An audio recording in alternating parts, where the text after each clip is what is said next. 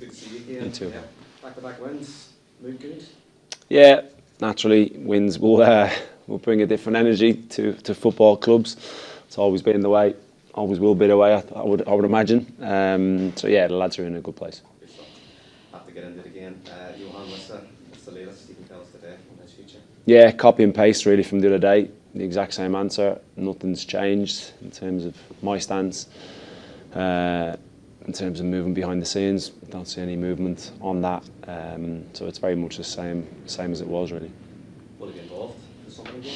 No, again similar to the other day really. Focus on the group that is settled, I suppose, and not got issues ongoing, which clearly Yoane has. So the squad will be pretty much the same as it was the other night.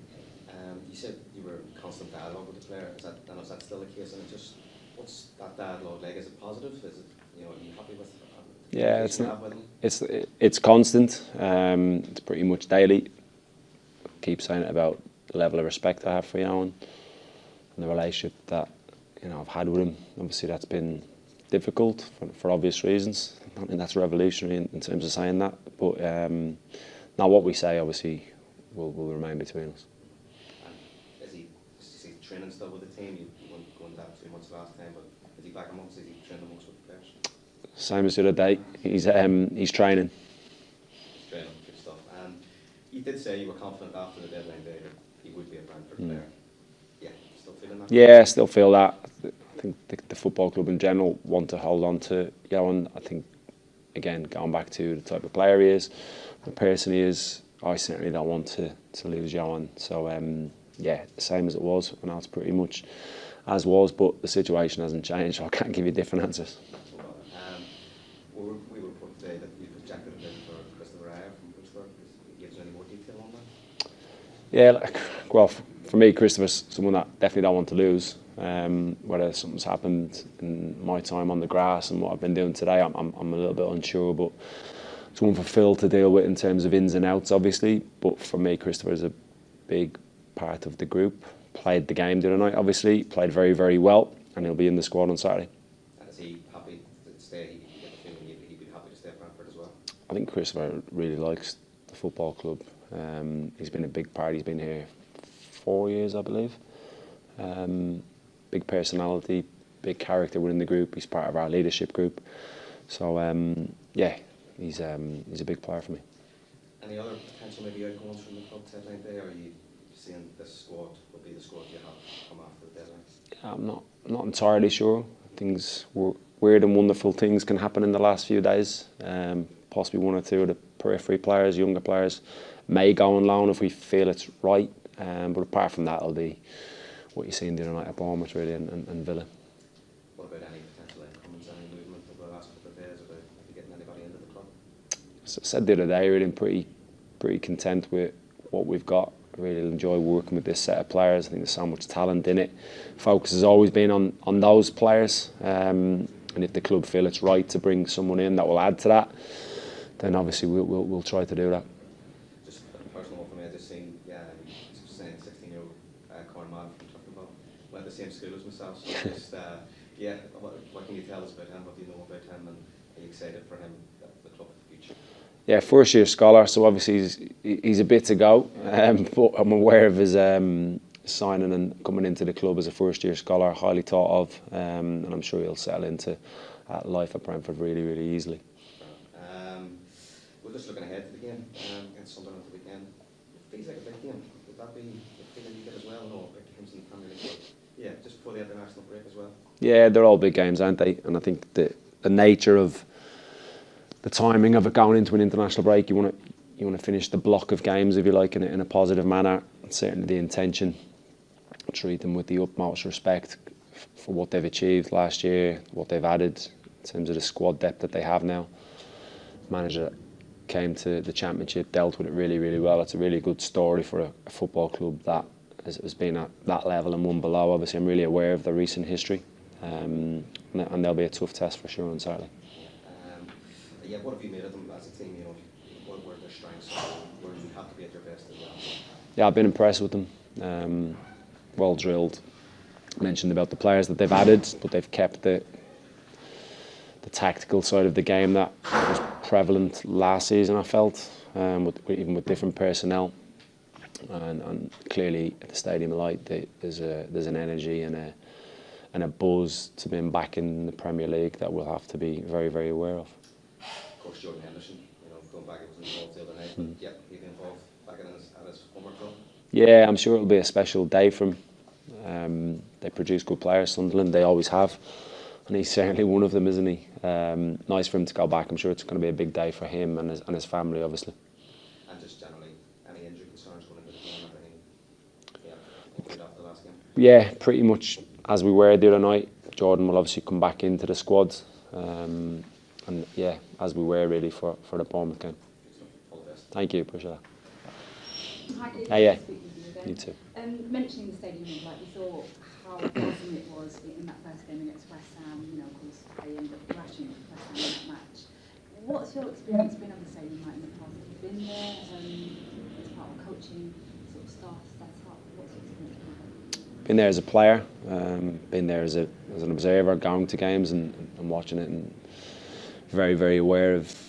I'm big into history of football clubs and real understanding of what way clubs are wired, I suppose, with fans and what it means to the local community. I think you could generalise that part of the world in terms of it being a really passionate part of the world. I think that's pretty accurate. And they've had some tough days in recent years, but they're on an upward trajectory, and the fans are feeding off that and trying to feed the players and vice versa. So yeah, I'm very aware of what we will face on Saturday afternoon. Obviously, they beat West Ham in that opening game, and then they went on to lose to Burnley last weekend. So, what do you think, looking back at those two games, are their potential weaknesses, areas that you can use to exploit? I think you've seen the best of them in periods against West Ham, where they can be very, very dangerous. I'll touch on who they've signed. They've signed some really good players, I feel. They've added quality to the squad. But they still have that core of what got them into the division and that team spirit. I think it's very evident that they're a group that's really committed to what they're trying to do with or without the ball. The game against Burnley was always going to be tense for obvious reasons. Two newly promoted teams. It was a big game for both, clearly. And again, you could see positives and negatives within that performance naturally. In every game you watch, you see that from sides. So they're a team that we will treat with the utmost respect, like every other team. 2 clean sheets now in the last 2 games, despite changes in personnel. So how pleased have you been with that aspect, especially after the way that you lost to Forest? Very pleased, yeah. I think it was 2 very committed performances where we really understood what was required to get results. I had no qualms about making the changes against Bournemouth. I felt the players deserved it. It was needed. And slightly different system, obviously, but how we went about it in terms of without the ball and those commitment levels and the desire to defend as a team and compete, which is so important at every level. I felt it was there in abundance. So it was 2 pleasing performances and clean sheets always help. And I wanted to ask you just to end off the next round of the Carabao Cup, of course, you're playing Aston Villa, who of course you beat at the weekend. What do you make of that draw? Yeah, it's a brilliant draw. As I was watching it live, I was trying to stay awake for the last little bit. The extended penalties probably didn't help that, but yeah, it's a brilliant game for us. We obviously treated this round really seriously. People highlight the fact that we made changes, but it was right for us. I felt even with the changes, it was a game we would be able to compete in and win, which we did. And it'll be very similar against Aston Villa. We will treat the game with the utmost respect and want to progress in the cup. Is that a signal of where you really rate the cup in terms of Brentford's season as a whole this season? I think it's just every game, really. I think it is important for the fans. Certainly don't want to be the type of coach that just dismisses any competition, really. Every single game we go into, we'll look to compete. Sometimes players aren't capable of playing every game for whatever reason that is, carrying knocks, building fitness. That was part of the reasoning around the team selection this week against Bournemouth. But by the time we come around to Aston Villa, players that have been away on international have got more minutes under their belts, hopefully come back in a good place. And yeah, we'll embrace it. And one final one from In terms of the international break, it is your first one now since taking over the head coach role. So how will you treat the international break? Are you planning on having a couple of days away, or are you going to be here at the training ground working hard? Yeah, I'll probably see family that I didn't manage to get to see much of in the summer because it's been a little bit busy. So see them for a couple of days. The players will get a few days off here and there, and yeah, just prep really for the coming weeks, games ahead to fine tune a few things that we think we can potentially do a little bit better, and naturally look to evolve things and improve things. And so it'll be quality time to get some quality work done, not under the pressures of a game that's imminent. So we'll try and use the time really well. Thank you. Hey. Hi Keith. Keith, I just want to start off by asking you about the evolution of Mikael Damsgaard. Mikael Damsgaard was seen as basically as a prodigy, a Danish prodigy, really good spell at Sampdoria, touted as the next Christian Eriksen. But it's probably taken him time to find his feet in the Premier League. Coming off a man-of-match performance against Aston Villa, how key is he going to be in terms of being part of that player to Brentford season? Yeah, Dams is a big player for us. Clearly, he was Player of the Year and Players Player of the Year, so it tells you a lot about how everybody sees him. I'm a big advocate of supporting players and helping players and trying to develop the player, and I think sometimes what you need to be at times with that is patient with them and understanding of the levels that they need to get to, how they get there. It's not linear for me. Very often it's 2 steps back to take a step forward and you go sideways. So he's a really good example of that.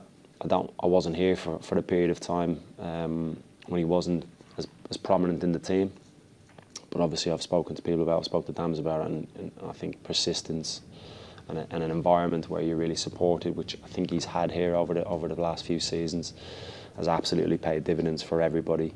So it's just nice to see him flourish and be the type of player that he wants to be and he can be, and equally I absolutely value. Keith, just on Sunderland, an awful lot of changes, an awful lot of new signings. 8 players made their debuts in the first day of the season, but probably the signing that's in shockwaves around the Premier League was the signing of Granit Xhaka. Granit Xhaka playing in the deep playmaking role. How important is it going to be to curb his influence? Yeah, he's a very good player, clearly. His CV would suggest that, and even in the last couple of years, the levels he's been playing at in Germany, very prominent player for Leverkusen, and he's a very prominent player in the way that Sunderland set up their team and the system that they play. So paying attention to him will obviously be very, very important. And just last question for me. You might not be aware that you're one of 5 Irish managers in the top 3 leagues of English football. There's yourself, Brian Barry Murphy, Conor Horan, Noel Hunt and Alan Sheehan. I was speaking to Conor Horan last week and he was telling me there's dialogue between all of the managers that you start to look out for each other. How important is it? I mean, you're the first Irish manager now since Chris Hughton that was in the Premier League. Obviously you probably look up to Chris and Mick, but how important is it for you to make success of this Brentford journey for the possibility of future Irish managers, maybe like Sir Robbie Keane or someone like that, in the Premier League in the future? Yeah, I am aware of the Irish managers that are managing throughout the pyramid, and I think it's really, really important for our small nation that we have that representation, and I just think it's a testament to that work that goes on in the individual's journey, I suppose, in terms of going and earning your craft, honing your craft, developing as an individual. It's good to see those individuals get the opportunities that they've been given, and for me, listen, if I can help in any way with any of those and Irish coaches, then obviously I will do that. But I'm a little bit busy at the moment. And just one follow-up quickly on that. Chris Hughton and Mick McCarthy, do you look back at their CV and did it sort of inspire you? Obviously, you played under both managers, and is there anything you've learned from being under those managers that have competed in the Premier League to a high level that you can probably take into this Brentford challenge? Yeah, I haven't played for either of them, but I remember watching them in Italia 90 when I was a 9-year-old kid watching the national team, and they were absolute idols. Any player that played for Ireland, for me as a kid, was an absolute idol and a hero. I've had the pleasure of meeting many of those, Chris and Mick being 2 of them. Spent some good time with both of them, and always very, very good around advice around the game, and the wealth of experience and knowledge that they have obviously is invaluable. Anything from John, and then Andy can start with that. I wanted to start asking about how pleasing was it to see players come in against Bournemouth and perform so well, and has that made it difficult, or will it be difficult to choose a starting 11 based on how many players are pushing for the start? Yeah, I was delighted. I thought there was a real show of togetherness and commitment levels from the players, and just real grasp of the opportunity. Playing football is an absolute privilege. I made that point to some of the group the other day because of the journey some of our players have been on the way back from injury. Never ever take it for granted the game that you love and the ability to actually go and play that game. So I thought the players that came in, again, I wasn't surprised by it, but was really, really pleased with the performance levels. And then against Villa, you looked very comfortable under pressure, absorbing pressure, and then against Bournemouth, under pressure at times, but good clean sheet still.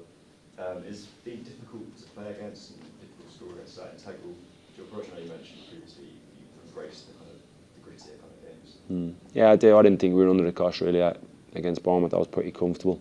You look at what they created from open play, it was very, very little. I thought, again, we defended, regardless of the system, very, very diligently. The collective is always the big one. And then that individual pride to do your specific role in whatever phase of the game it is. And I just enjoyed the elements of the two games, which got us the results that I feel were really important, clearly. And I feel like the players are growing in that. And you mentioned the different system, far at the back. Was it pleasing to see two different systems just a few days apart both succeed? And is the different systems, can we expect to be a bit pragmatic depending on the position, etc.?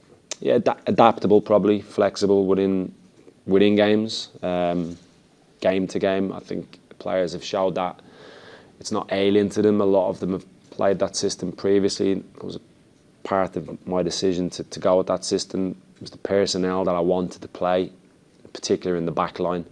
I felt it would suit the personnel that would play that game, and they showed with literally a training session that they would be able to take that information on board and implement the game plan really, really well. But it just goes back to the attitude of the players and the selfless nature in which they approach things. And then just on Sunderland, of course we've seen 3 promoted teams go straight back down to the right now, but given your experience playing and covering the championship, just wondering what your thoughts are on the potential golf in the 2 divisions, and how important is it for all 3 teams to get a win already?